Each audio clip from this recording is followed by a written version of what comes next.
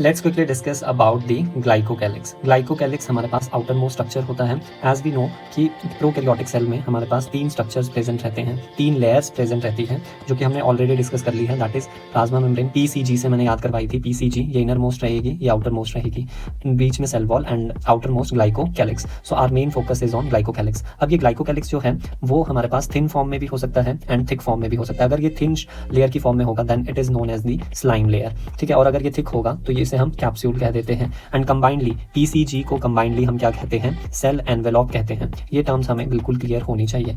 Now यहाँ पर each layer जो है उसका डिस्टिंक्ट फंक्शन है, बट टुगेदर इनका फंक्शन सिंपली क्या है, प्रोटेक्टिव है। एंड टुगेदर इनको सेल एनवेलप कहते हैं, जो कि केमिकली कॉम्प्लेक्स है। अब प्रोकैरियोट्स में ग्लाइकोकैलिक्स बना रहता है पॉलीसेकेराइड्स का, एंड यूकैरियोट्स में ओलिगोसेकेराइड्स का।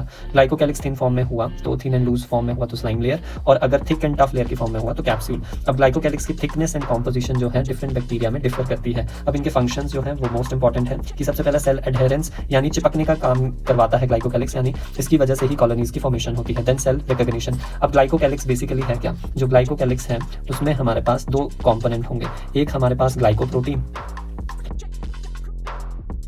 और एक होगा हमारे पास ग्लाइकोलिपिड, ठीक है। अब ये 2 अलग अलग कंपोनेंट्स इसके प्रेजेंट रहेंगे, और ये 2 क्या है, बेसिकली ये केमिकल मॉलिक्यूल्स ही हैं, जिसकी वजह से हमारे पास क्या होगा, एंटीजन एंटीबॉडी का रिएक्शन हो पाता है, एंड टी सेल्स जो हैं वो आपस में एक दूसरे को रिकॉग्नाइज कर पाते हैं। ये बेसिकली हमारे पास यूकैरियोट्स के केस में होता है, टी सेल वाला और एंटीजन एंटीबॉडी रिएक्शन वाला। अब ग्लाइकोकैलिक्स का प्रोकैरियोट्स में एक और रोल है, दैट इज ये पैथोजेनिसिटी एंड विरुलेंस प्रोवाइड करवाते हैं। बेसिकली जब हम ग्रिफिथ का ट्रांसफॉर्मेशन एक्सपेरिमेंट पढ़ते हैं, जो कि 1928 में हुआ था, तो उसमें उन्होंने आर एंड एस स्ट्रेन लिया था। आर स्ट्रेन जो थी वो रफ स्ट्रेन थी, एस स्ट्रेन स्मूथ स्ट्रेन थी, जिनके पास की कैप्सूल प्रेजेंट था। स्मूथ स्ट्रेन के पास कैप्सूल प्रेजेंट था और आर स्ट्रेन के पास कैप्सूल प्रेजेंट नहीं था। अब ये कैप्सूल ही जो है वो बैक्टीरिया को क्या करता है, पैथोजेनिक बनाता है। कौन सा बैक्टीरिया था, न्यूमोकोकस निमोनिया था। अब जिनको याद आ रहा होगा बहुत अच्छी बात है, जिनको नहीं याद आ रहा होगा तो वो प्लीज रिवाइज करिए।